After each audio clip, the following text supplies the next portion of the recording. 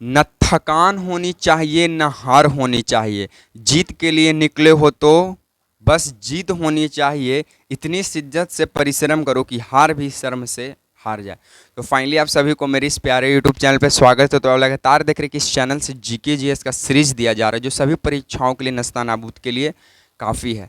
खासकर ये आपको किस किस एग्ज़ाम के लिए उपयोगी हो सकता है, तो बिहार पुलिस हो गया, बिहार दरोगा हो गया, बिहार एसएससी जैसे एग्ज़ामों के लिए बहुत ज़्यादा बेनिफिशियल है। तो चलिए आपकी समय की बर्बादी ना करते हुए सवालों से शुरुआत करते हैं, और यहाँ पे जितने भी सवाल होता है उसका पूरा पुर्जा पुर्जा सफैया किया जाता है।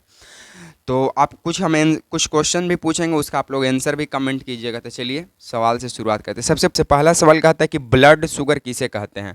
तो ब्लड शुगर ग्लूकोज को कहते हैं। ब्लड शुगर किसे कहा जाता है, तो ब्लड शुगर ग्लूकोज को कहा जाता है।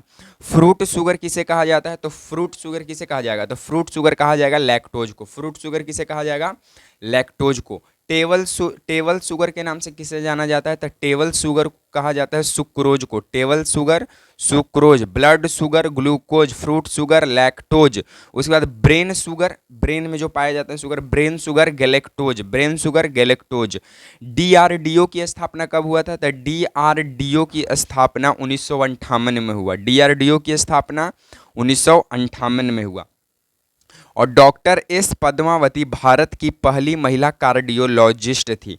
डॉक्टर एस पद्मावती भारत की पहली महिला कार्डियोलॉजिस्ट थी।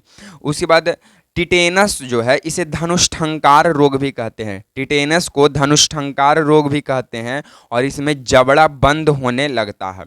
रेबीज जो है किसके काटने की वजह से होता है, तो रेबीज जो है वो कुत्ता के काटने की वजह से होता है, और रेबीज में हाइड्रोफोबिया हो जाता है। हाइड्रो मतलब जल, फोबिया मतलब डर लगना, मतलब कि पानी से जल से डर लगना शुरू हो जाता है, किस में, रेबीज में। उसके बाद सर्वाधिक राष्ट्रीय उद्यान कहाँ है, तो सर्वाधिक राष्ट्रीय उद्यान मध्य प्रदेश में है। सबसे ज़्यादा बाघ का संख्या कहाँ है, मध्य प्रदेश में है। सबसे ज़्यादा बाघ मध्य प्रदेश में, इसीलिए मध्य प्रदेश को टाइगर स्टेट के भी नाम से जाना जाता है। सबसे ज़्यादा भारत में वन किस राज्य में पाया जाता है, तो सबसे ज़्यादा भारत में जो वन है वो मध्य प्रदेश में ही पाया जाता है। साथ में प्रतिशत के मामले में भारत में सबसे ज़्यादा वन कहाँ पाया जाता है, तो मिजोरम में पाया जाता है। बिहार के कुल कितने भौगोलिक क्षेत्र पर वन का विस्तार है, तो 7.1% पर जो है वन का विस्तार है। साथ में वन के मामले में विश्व में नंबर 1 स्थान किसका है, तो रूस का। सबसे ज़्यादा वन किस देश में है, चीन में है। उसके बाद पूरे विश्व मतलब वर्ल्ड के मामले में विश्व में भारत का स्थान वन के मामले में कितना नंबर पे है, तो 10वां नंबर पर है। वन को पृथ्वी का फेफड़ा कहा जाता है। पृथ्वी का फेफड़ा किसे कहा जाता है, वन का। और पृथ्वी का सुरक्षा कवच किसे कहा जाता है, तो पृथ्वी का सुरक्षा कवच ओजोन परत को कहा जाता है। और ओजोन परत, ओजोन संरक्षण दिवस हम लोग 16 सितंबर को मनाते हैं। और ओजोन को बचाने के लिए मॉन्ट्रियल प्रोटोकॉल की शुरुआत की गई थी। कब किया गया था, 16 सितंबर 1987 को मॉन्ट्रियल प्रोटोकॉल हुआ था।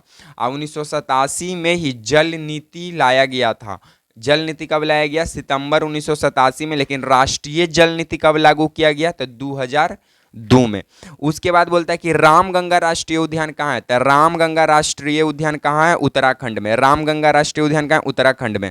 और रामगंगा का ही पहले नाम था जिम कॉर्बेट राष्ट्रीय उद्यान। इसकी जिम कॉर्बेट का ये जो रामगंगा राष्ट्रीय उद्यान है इसका पुराना नाम है जिम कॉर्बेट राष्ट्रीय उद्यान, और इसकी स्थापना 1936 में हुआ था। और जिम कॉर्बेट का भी पुराना नाम था हेली नेशनल पार्क। भारत का सबसे छोटा नेशनल पार्क साउथ बटन है, कहाँ पड़ता है, अंडमान निकोबार में। और भारत का सबसे बड़ा राष्ट्रीय उद्यान हेमिस राष्ट्रीय उद्यान, जो कहाँ पड़ता है, लेह लद्दाख में। उसके बाद भारत का जो दक्षिणतम बिंदु है वो है कौन, तो भारत का दक्षिणतम बिंदु है इंदिरा बिंदु। इंदिरा बिंदु जो कहाँ पड़ता है, तमिलनाडु कन्याकुमारी। और भारत का उत्तरतम बिंदु है इंदिरा कौल, जो कहाँ पड़ता है, लेह लद्दाख में। भारत का पूर्वोत्तम बिंदु कौन सा है, किवीथु, जो कहाँ पड़ता है, अरुणाचल प्रदेश में। और भारत का पश्चिमतम बिंदु है कौन, गौहर माता, जो कहाँ पड़ता है, गुजरात में। उसके बाद बोलता है कि मानस, काजीरंगा, नामोरी, ओरांग, रायमोना, देहिंग राष्ट्रीय उद्यान कहाँ है, तो काजीरंगा राष्ट्रीय उद्यान, मानस राष्ट्रीय उद्यान, नामोरी राष्ट्रीय उद्यान, ओरांग राष्ट्रीय उद्यान, रायमोना राष्ट्रीय उद्यान, देहिंग राष्ट्रीय उद्यान, ये सब है असम में। और जो काजीरंगा राष्ट्रीय उद्यान है ये एक सिंह गेंडा के लिए प्रसिद्ध है। कौन? काजीरंगा। ये भी कहाँ पड़ता है? असम में। उसके बाद नामदफा राष्ट्रीय उद्यान कहाँ पड़ता है? अरुणाचल प्रदेश में। नामदफा अरुणाचल प्रदेश। उसके बाद मोलिंग राष्ट्रीय उद्यान कहाँ है? अरुणाचल प्रदेश। मोलिंग राष्ट्रीय उद्यान अरुणाचल प्रदेश। अंसी राष्ट्रीय उद्यान कहाँ है? कर्नाटक में। अंसी कर्नाटक में। पलासी के युद्ध में अंग्रेजी सेना का नेतृत्व कौन किया था? पलासी का युद्ध जो हुआ था वो हुआ था 1757 में, और अंग्रेज के तरफ से जो अंग्रेजी सेना का जो नेतृत्व किया था वो किया था रॉबर्ट क्लाइव। कौन किया था? Robert Clive. सिविल सर्विस या पुलिस का जनक किसे माना जाता है? तो सिविल सर्विस या पुलिस का जनक लॉर्ड कॉर्नवालिस को माना जाता है। और अस्थाई बंदोबस्त या जमींदारी व्यवस्था का जनक कॉर्नवालिस है। अस्थाई बंदोबस्त या जमींदारी व्यवस्था का जनक कॉर्नवालिस। रैयतवाड़ी के जनक कौन है? तो रैयतवाड़ी का जनक हेक्टर मुनरो है। और महलवाड़ी का जनक हॉल्ट मैकेंजी है। पहला रमन मैग्सेसे पुरस्कार कहाँ प्रदान किया गया था? पहला रमन मैग्सेसे पुरस्कार विनोबा भावे को दिया गया था मनीला फिलीपींस के अंदर। भारत का एकमात्र सक्रिय ज्वालामुखी बैरन ज्वालामुखी है जो अंडमान निकोबार द्वीप समूह में पड़ता है। दिल्ली सल्तनत पर राज करने वाले शासकों का नाम बताइए। तो इसका ट्रिक है गुलाब खिले तो सुगंध लो। गुलाब से हो जाएगा गुलाम वंश, खिले से हो जाएगा खिलजी वंश, तू से हो जाएगा तुगलक वंश, और सुगंध से हो जाएगा सैयद वंश, और लो से हो जाएगा लोदी वंश। ओंकारेश्वर बांध कहाँ है? तो ओंकारेश्वर बांध नर्मदा नदी मध्य प्रदेश में है, और नर्मदा नदी पर ही धुआंधार जलप्रपात है। तो नर्मदा नदी पर कौन सा प्रपात है? तो नर्मदा नदी पर धुआंधार जलप्रपात है। सिंधु जल समझौता किसने करवाया था? सिंधु जल समझौता विश्व बैंक 1960 में करवाया। सिंधु जल समझौता किसने करवाया? तो सिंधु जल समझौता विश्व बैंक 1960 में करवाया। सिंधु की सबसे बड़ी सहायक नदी कौन सी है? तो सिंधु की सबसे बड़ी सहायक नदी चिनाब नदी है। और चिनाब नदी पर बगलीहार और दुलहस्ती परियोजना है जो कि इस CGL 2023 में पूछ चुका है कि बताइए सिंधु नदी की सबसे बड़ी सहायक नदी कौन सी है? चेनाब नदी। और चेनाब नदी पर कौन कौन सा परियोजना है? तब बगलीहार और दुलहस्ती परियोजना है। ऋग्वेद में कितने मंडल? सबसे पुराना वेद ऋग्वेद। वेद कितने हैं? तो वेद का संख्या है 4। सबसे पुराना वेद ऋग्वेद, सबसे नया वेद अथर्ववेद, उसके बाद संगीत वेद तो हो जाएगा सामवेद। अब देखिए ऋग्वेद में 10 मंडल है। ऋग्वेद में कितने मंडल? तो ऋग्वेद में 10 मंडल। सूक्त कितना है? तो 1028 सूक्त है।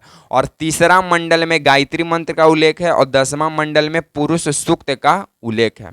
कौन सा वेद वेद त्रयी में शामिल नहीं है? तो कौन सा वेद वेद त्रयी में शामिल नहीं है? अथर्ववेद। अथर्ववेद वेद त्रयी में शामिल नहीं है। वेद त्रयी में कौन कौन शामिल है? तो वेद त्रयी में अथर्ववेद के छोड़कर सब है। ऋग्वेद, सामवेद, यजुर्वेद शामिल है।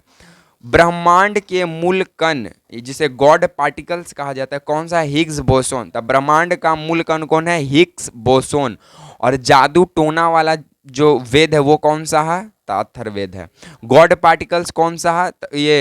तो ये है हिग्स बोसोन। और विश्व तंबाकू निषेध दिवस कब मनाया जाता है? तो विश्व तंबाकू निषेध दिवस 31 मई को मनाया जाता है।